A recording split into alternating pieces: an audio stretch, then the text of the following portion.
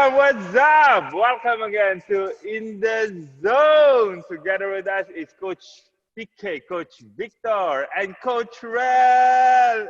Coach Rel is back from US, guys. Okay, he's under quarantine right now. Okay, in the hotel. So he's in the prison. He will get out around 3 days, right, Coach Rel? 3 days. All right. So, guys, how are you? Okay, today, guys, we're gonna talk about second most famous Asian in NBA. Okay, I think first is Yao Ming, right? And second one is Jeremy Lin. Okay, Jeremy Lin right now is playing in CBA, China Basketball Association. Okay, we're gonna talk about because of the physicality, okay, of the game in CBA right now. Is it really intentional that they want to kick out Jeremy Lin because they heard that I'm gonna go back to NBA soon. All right. So now you see the video. Okay, here's the video, guys, of Jeremy Lin being bombarded in CBA. 这个是特别经典的一个球。这是谁？是张晨军吧？对，张晨军应该是蔡亮伴着。上脚了，蔡亮在横向挪动了那个大家看那个右脚，哎，红的鞋。哎呦，这一脚，他还特意穿了一双红鞋，还特别。我记得这个去年这种横向的这种犯人是要吹计犯，是肯定的，吹违体的。在现场这个电视上看的话，镜头是在那边的，你完全看不见蔡亮的脚的动作啊。去年就是因为翟小川2次滑嘛，横着滑这个吹了2个。看这推连转连推带转，就是不让你动，老顶我，然后后来就倒地了。裁判说是首钢队自己的。Okay, as you can see, all right, is really physical, all right, and then Jeremy Lin also give his thought about CBA. He don't want to really end his career over there because of this kind of physical game. More info, more thoughts from Coach Victor. Coach Victor, what do you think about it? Hi, everyone. Yeah, like what Coach Nat says, Yao Ming is the most famous Asian who have played in NBA. So the next one will be Jeremy Lin. And Jeremy Lin came to CBA after winning an NBA championship with the Raptors, although he did not play that much. But he had a championship ring, something that Yao Ming did not have. Whereas the other China players, namely J.Lin, Zhou Qi, and a few more who attempted to make it in NBA but did not really succeed. So in that sense, when he came to CBA, Jeremy Lin was on a high. And he actually played very, very well, scoring, assisting. So he's what we call must-see TV in CBA. But as the weeks grew, you find that there's a general feeling among the Chinese that, we have this guy, who made it in NBA, coming to our league, and then, trying to take over everything. And then this sense started to grow. So as the weeks goes by, and then they started to pit this Jeremy Lin's team against the defending champions in the semifinals. So that is when the defending champions, the coach and the players, they started to get tough on him by committing quite a number of fouls as shown in the video. So Jeremy Lin really complained about how the referees did not protect him and stuff, especially coming from the NBA where all the touch fouls are being called to protect the star players. So he couldn't really feel that this change is good for him at this point of his career. So I'm guessing that this physicality is too much for him, and he wanted to give the NBA another shot, I guess. So yeah. 男人打球没有对抗不过瘾，必须得撞一下，但是确实犯规了。杜峰指导不说了吗？这是真正男人的运动，真是不行是吧？Oh wow. Let's watch out for that. Okay, so Coach Victor, you're wearing Linsanity jersey and cap. What is your thought about this Jeremy Lin physical game in CBA? I think the Chinese games are all very physical in a sense, and in comparison to the NBA, where it's still physical, but there's more of a skill element to it. It's like a combination of the European game and the Chinese game. So taking that into account, I think maybe he's not used to that kind of physicality. And like what Coach Victor pointed out, he came in with a ring, which the other more high-profile Chinese players didn't get, and he's also not originally from China. He has been his family is of Taiwanese descent. He in the US all his life, so in a sense he's sort of like a foreigner to them. So I guess social acceptance of him is not that high, and having come from this kind of background, NBA background, people want to show him up and make sure that he knows that he's in their zone now. So he's no longer in the NBA for the NBA. So I think that's maybe also why he wanted to give the NBA one more shot and see if he can make it like that again. Yeah. 入球，居明星，哇，这是对腿吧？这是看膝盖，看膝盖。就是铁肘子加对角，反正四肢都用上了，对，是吧？玩的是咏春。不是你说真的至于吗？ Right. Guys, as you know, right, Coach Rel is from US, okay? Maybe Coach Rel, can you share to us some insight? What is the process, for him to return back to NBA if he really wants to? Well, coming from America, the style is totally different. So he has usually when people leave the NBA and go overseas, that name carries a lot. And so with him going to the CBA, that CBA, a lot of ex-NBA players play in the CBA actually. So with him coming back, that shouldn't be a problem, but the teams probably will put him in the G League first. That's what it's called. It used to be NBA D League, now it's NBA G League. So they will probably some team, I mean, they know him, but some team from the G League will pick him up, and hopefully, if he does this, he does well, and still does the same thing he did before where he caught people's eyes. A team can pick him up and put him in the G League, and if he does well, they can bring him up for a 10-day contract, and if he proves, he belongs in the NBA, he can get his job back in the NBA. So I think a team, let's say, for instance, the Knicks. Yeah.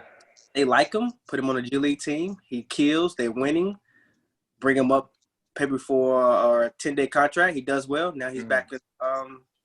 He's back on the roster. I have a close friend back home. I don't know if y'all follow Houston Rockets. He's from North Carolina. His name is Chris Clemens. He plays for he plays G League. He plays for the D League team, and then sometimes he plays on the main team. So he goes up and down, up and down. So you can always, at the end of the day, you're still getting paid. But there's nothing wrong with the G League. Only thing about G League, that's why a lot of players go overseas, is because G League doesn't pay a lot. Like, for example, Xavier Alexander, he played for the D League team, OKC. He played 2 years, and he said, you don't get that much money in the D League. So that's why he came overseas. Oh, that's how you do it. They try to get that 10-day contract in America. And then after 2 years, you're not going to make that much money. They say, all right, forget this. I'm going overseas. Yeah. So that's why. Oh, I think this is a story. Some NBA teams that would be interested in Jeremy Lin. At least, I mean, commercially, he's a viable product. So he has proven he can sell jerseys and stuff. So yeah. For example, if he goes to Golden State, I'm sure there's a lot of fans there for him. A lot of fans. Yeah, he has a lot of fans in Golden State, or even back to Houston, So yeah. Why not to Singapore? Yeah. Why not with Slingers? Yeah. Our league is not very tough. We don't throw elbows. ABM. All right. So, wow, thank you so much, Coach Rel, for the info. Okay, I didn't know that. You can actually get 10-day contract. How they do the rooster? The roostering. They just I don't know how many, because there's 15 lineup already, right?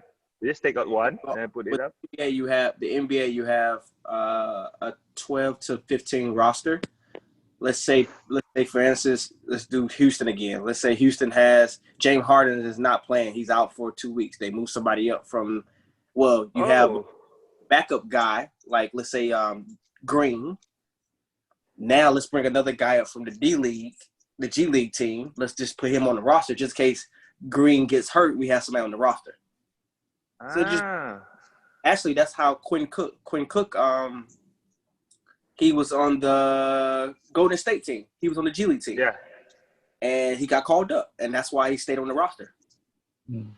Oh, wow. That's how you get opportunity. Wow. It's exciting. Wow. At least you have... Was also from the G League team. Who? Caruso. Caruso. Oh, yeah. Caruso, yeah. Wow. Now we have an idea. All right. So, guys, next up. Okay. Since Jeremy Lin is around on his 30s, I think, right? So, what do you think? Do you still think that he can still make it in NBA? You know, the way he play right now, his conditioning. You know, have you seen him play like in CBA full game? Okay. Anybody can start. If I'm not wrong, I think he even won a Defensive Player of the Year there. Oh, still in top condition. Good condition. Oh wow! All right, Coach Victor. I know you always watch him. What do you think? He can still perform in NBA?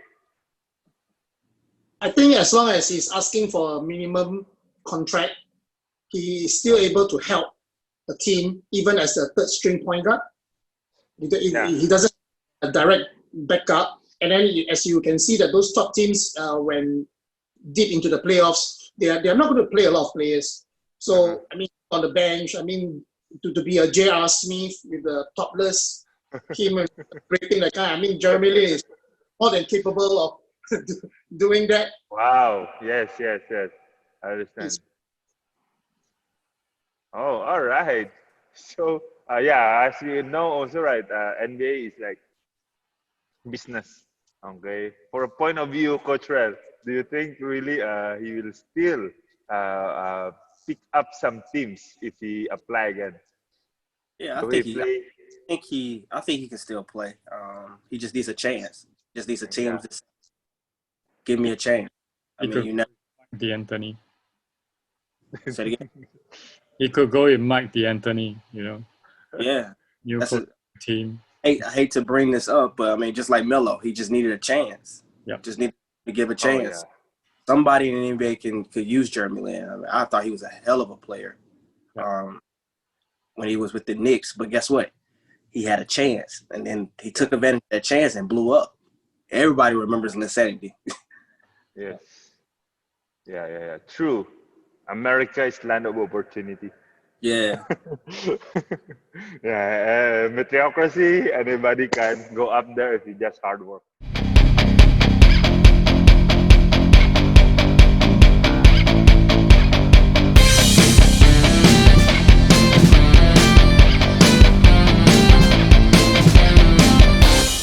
Everyone, welcome again to our In the Zone Coaches Edition. And today we have a very special guest. Okay, one of our pioneer coach here in SG Basketball, the man who started CBL, all right? One of the largest youth league here in Singapore, guys, is John McAuliffe. How are you, John? I'm good, thanks, Coach Nat. Great to be here. Well, thank you for being here today, John. Okay, today, guys, we're gonna know more about John McAuliffe. Okay, we start off. Can I ask, how did you start CBL in Singapore? Well, we started out because we had all these kids that wanted to play basketball, and they're more for the expat community originally. The expat community had nowhere to play.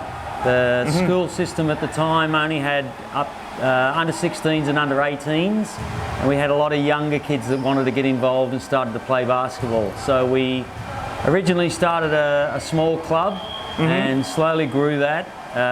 Got a few more people involved, spoke to a few more of the local community to get some support to start our first season. And I think our very first season we only had under 14s and maybe only 6 teams. And then it's grown and grown, and the last season before COVID, we were 213 teams in under 10s, under 11s, under 13s, under 15s, and under 18s, boys and girls. Oh, wow. From 6 to 213. Yes, yeah. Wow, what year did you start it in Singapore?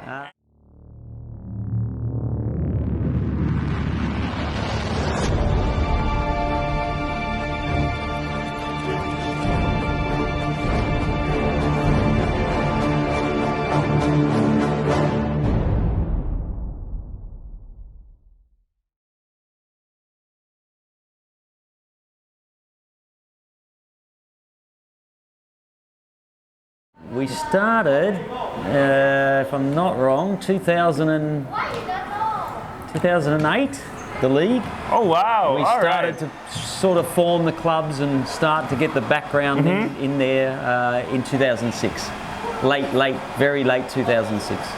So you came from Australia, am I right? And then when you live here in Singapore, is it your really plan to put up a CBL and a club here? No, not at all. To be honest, Nate, I came with my wife, who's a teacher. I was working in one of the international schools, and with my basketball background, I got involved, and people asked me to help out with coaching their kids, and kind of grew from that. And the fact, as I stated already, there was no league for the younger kids to play in.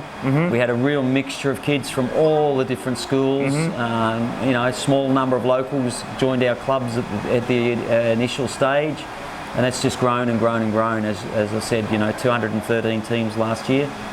So. All right. So when we talk about NBA players, you shared to me that. Some actually of the players in NBA, Dad, you've been played before, right, in Australia. Can you share about it? That's correct, actually, Nate. Yeah, when I was a youth, I actually played. I played up until I was about 21 before I badly injured my own knee and stopped playing and went into coaching. But I played against Dante Exum's father. I played against. I can't think of the boy's name, but his father's Bruce Bolden, so the Bolden boy who's playing with the Philadelphia 76ers at the moment. Wow. I've played against Joe Ingles. I've played against, there's probably a couple more, I just can't remember at the moment. But yeah, I'm a bit old, so it was their fathers I played with, yeah.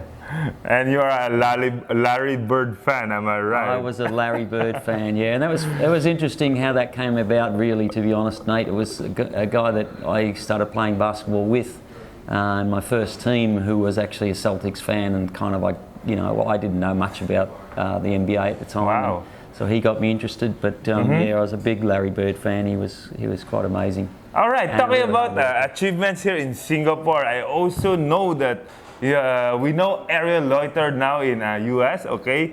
You actually coached her when she was still very young. Can you share more about it? Well, in fact, I coached Ariel when she first came back to Singapore. Ariel was born in Singapore and left. Her father's Israeli, her mother's Singaporean, and they went back to Israel to live for a while, and she came back when she was 9 years old with very, very, very limited English. So yeah, I started coaching. Her father got in touch with me, started giving her some lessons, and it was a real struggle to start with because of the communications barrier. But Dad was the interpreter for me, as my Hebrew is terrible, in fact zero. So it was an interesting experience. But I've also had the experience of coaching 2 other kids that got part scholarships in the States. So a little bit of experience with kids along the way. Okay, talking of that, yes, so many players have been through your coaching. Okay, any memorable moments that you remember? Why you still coaching? By the way, guys, John right now is, of course, is a co-founder of this company. Okay, he's our boss as well. All right, and now he's also one of the head of the media here. Okay, in SG Basketball. All right, so can you share to us when you were still coaching. Okay. Yeah. Any memorable moments that you love? Nate, over 35 years of coaching, I think there's just so many memories. I still think of really small ones, to be honest. Ones that I sometimes share, and I call them light glow memories. You know, you're trying to encourage one of your students to, for example, you know, use their left hand and do a left hand layup, you know, when they're quite young. And they come to practice and they practice it and they practice it, and they're doing it so well in practice, and you go to a game and yet they'll go on the left side and they'll do a right hand layup. And I can remember one girl in particular. I honestly cannot remember her name, but I remember one girl in particular. The very first time she actually used her left hand in a game, she used the left hand, beautiful layup, perfect, just like she'd been doing in practice.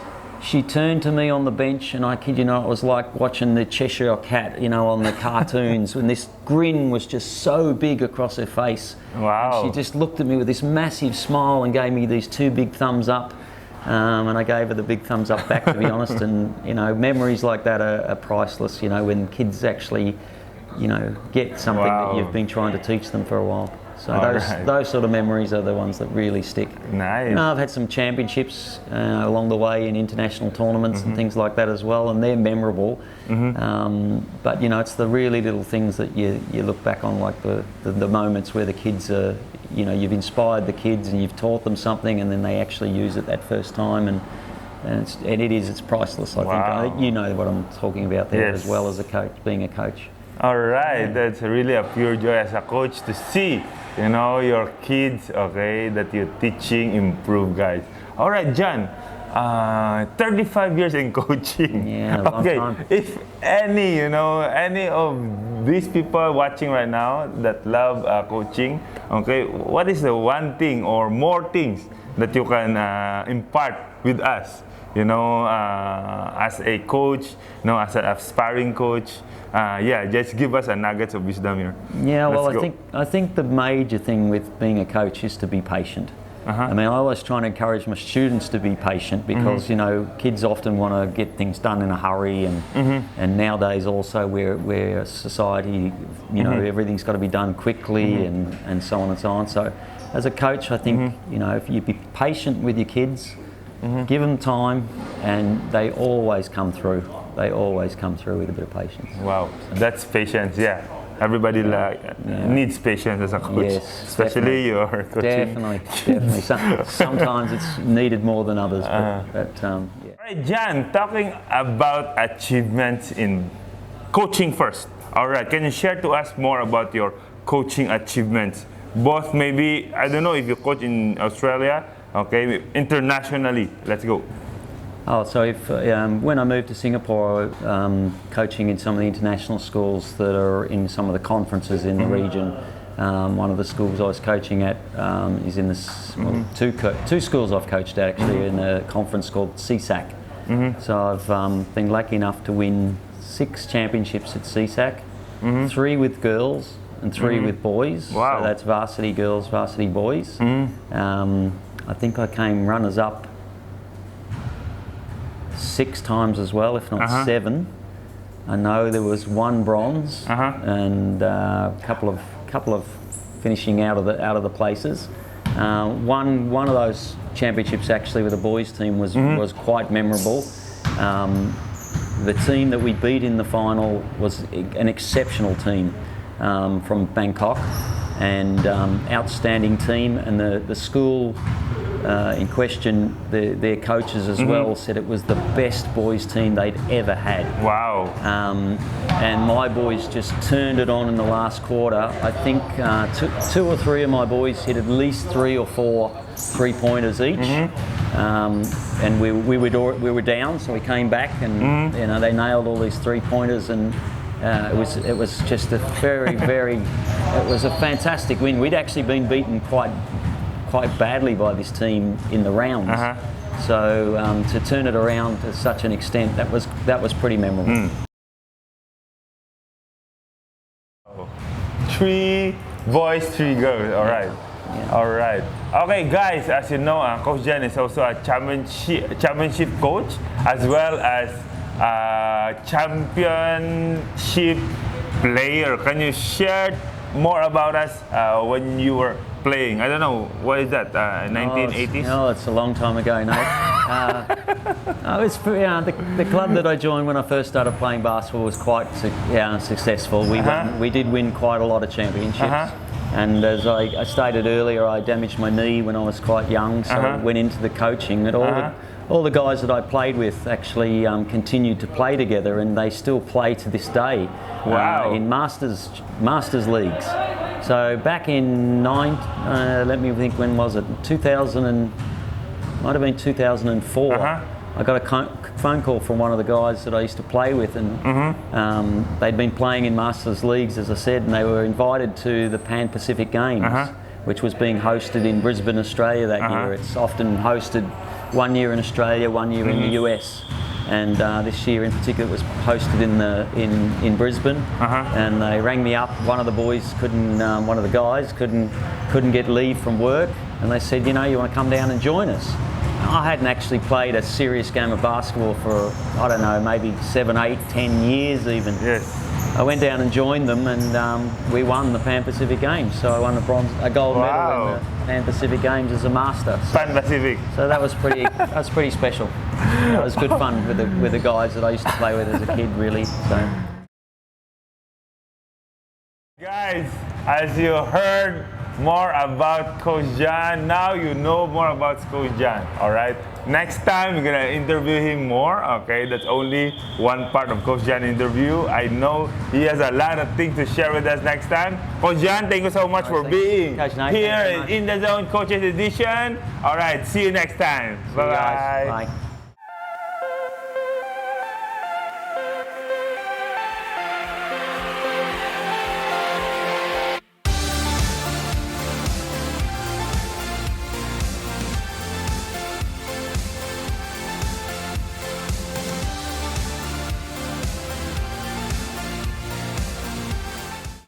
Hello everyone, welcome again to Elevate Your Game. This is Coach Nat, and today we're gonna do some reverse layup. I'm gonna go through you step by step how to practice your reverse layup. Okay, let's go. Okay, first, what we need to do is a cone, all right? And then what you need to practice first is your footwork. Okay? Simple layup is the same footwork. Okay? What you're gonna do is do right, left, and reverse layup. So we're gonna do it at least 10 times until we perfect it. 1, 2, reverse. Once we perfect it, alright, now we're gonna add some dribble. Watch. This is how you practice. Okay? Dribble, then reverse, okay? You just need one dribble. Watch my footwork. I'm gonna step left and dribble once. 1, hold the ball, watch, right, left, reverse. All right, now we're gonna do it a bit more faster. All right, watch, 1, 1, 2, reverse. And what you need to do is what? Just repeat it again and again, as many as you can, until you perfect it and use it for the game. All right, guys. So that's for today. Elevate your game, and see you next time. Let's go.